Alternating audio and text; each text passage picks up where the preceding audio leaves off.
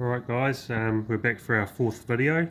Um, Still seems to be a few guys getting their panties in a bit of a twist on the old forums about the idea of pressure balancing, and they certainly contest the theory that oil sort of moves from chamber to chamber depending on the resistance. So I'm going to go back and we're just going to sort of backtrack a little bit and talk about cavitation, because that seems to be everyone's favourite word. So we'll just have a quick read and see what Penske say cavitation is, and we'll go from there. So they're saying here that cavitation is caused when the pressure in the rebound chamber drops below vapour pressure, which is 0 psi. And they say that the rebound pressure of a damper can drop below 0 psi if a very heavy main compression stack is used on the piston without sufficient reservoir pressure, a head valve or remote compression adjuster. This happens because the needed amount of fluid cannot pass through the piston in time needed to replenish the void and maintain oil pressure due to the stiffness of the compression shims used. Instead of flowing through the piston, the column of fluid above the piston simply passes into the reservoir instead of being resisted and forced through the main piston to create force.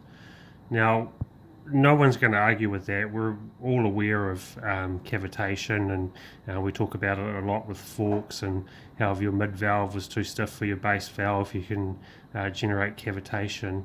But where people seem to be having an issue is with the theory that you can have the polar opposite of this cavitation, which is what Penske refer to as hysteresis.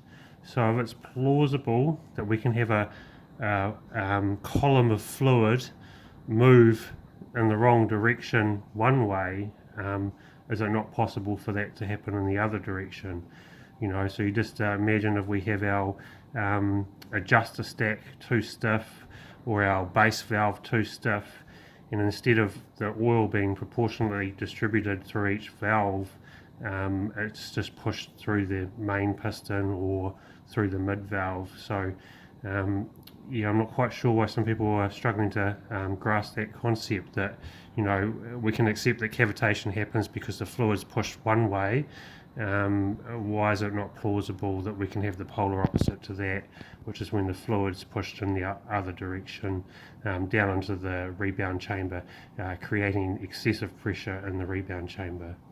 So what does that look like? Well, I did send my shock away and get it dynoed, and we got the results back, and I sent it away knowing that I had a fairly well balanced shock from what I could feel, and knowing that if I manipulated the adjusters, that I could actually produce hysteresis. So we're going to have a look at these dyno results, and they're going to start with the smaller graph first, so we can sort of get an idea of the whole thing. So we tested the shock up to 1 meter per second, and we did the 3 settings. So I'm going to share my shock settings at the end of the video, and anyone's welcome to try it. You know, I've got nothing to hide. If you want to test it and see if this is exactly what happens, then by all means do that. So we have 3 traces here. So we have the red, which is the setting I ride in, which is just the high speed at 2 1/8 turns, low speed at 14, and rebound at 18. We have the green trace, which I deliberately chose to produce hysteresis. So we closed off the high speed, we ran the low speed at 2 clicks out from full in, and we ran the rebound fully open. And then on the blue trace, we did the opposite. So I was trying to produce or sort of show cavitation. So I had the high speed wide open, had the low speed wide open, and I had the rebound closed to 2 out from full in. So with this graph, we can see, we've shown this before, but we have, as the shock accelerates, so this was measured 50 mil, so 25 mil each sort of direction. So this is the shock accelerating up, producing its force, and this is as the shock deaccelerates from 1 meter per second down before it switches over into the rebound stroke. So you can see with this red trace where I ride it, we've got a pretty well balanced damper. There's a little bit of a gap between the accelerating force and the de-accelerating force, but it's minimal. We can see there that the green definitely has the most, which was our setting that we chose to try and create hysteresis. And in doing that, what we managed to do is we managed to disproportionately flow more oil through the main stack by having the rebound clicker wide open. We closed off that low speed, we closed off that high speed. We replicated too stiff a head valve was what Penske would call it, but in our case it's just the adjuster stack was too stiff for the main stack, so we got this gap. So I'm going to show it on a bigger graph so we can see it a little bit better. But if we move over to this one here, so what's real interesting is as they accelerate, they as the shims open, they all actually sort of trace about the same, and you can see they start to sort of deviate. We're looking at about 300 millimeters per second there. But what's really crazy is this green one where we replicated hysteresis by closing up the high-speed circuit and the low-speed circuit, producing excessive head pressure. We actually produced 50% more force as the shock was de-accelerating than we did when it was accelerating. So we have 100 kilograms of force at approximately 300 millimeters per second. But as we're de-accelerating from that speed, we're producing 150 kilograms of force. So you can see there we have that big hysteresis gap as opposed to the red shock, which shows a well-balanced damper. So we also ended up with the green trace producing obviously the most peak force, and the red produced the least. If we look at the blue circuit, so this was the circuit, this was the setting that I chose to try and sort of replicate cavitation.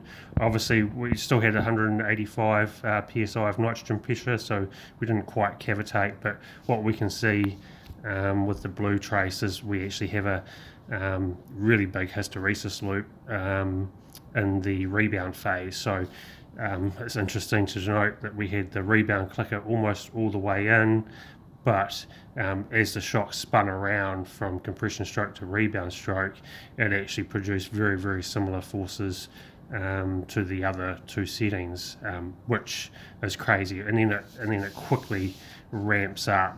So you can see it's, if we took that even further, we could definitely create some cavitation there by just running that main stack way too stiff for our adjuster stack. So that's really interesting. And what's interesting with the green trace where we created that hysteresis, and I have quite often said, when you have this hysteresis effect going on and you're producing this excessive force as the shock's de-accelerating, it also affects the rebound. So we can see that the red and green trace pretty well, but you'd sort of theorize that the green has got the rebound clicker all the way out, so it should in theory be very, very different to the red trace. I mean, there's a extra 11 clicks of rebound there, but when you look at the average, the red and green, it's hard to distinguish the colours here, but the red and the green actually trace exactly the same. In fact, the green produces a little bit more force further down the graph. So there's a couple of things to take from that, and that is that the hysteresis is a thing, and it is generated when you have disproportionate flow going through each valve, which is from running a stiff compression adjuster setting or a stiff base valve relative to your mid valve or main piston. So it's about that passive and active valve, keeping those balanced to avoid this effect. This shock, this is the same shock with three settings that will ride very differently. This green trace is going to be your typical harsh feeling, like when you hit some braking bumps or accelerating shock coming out of a corner. That is going to feel very, very aggressive. It's going to feel like hitting a brick wall of damping, because that's exactly what it's producing, a brick wall of damping.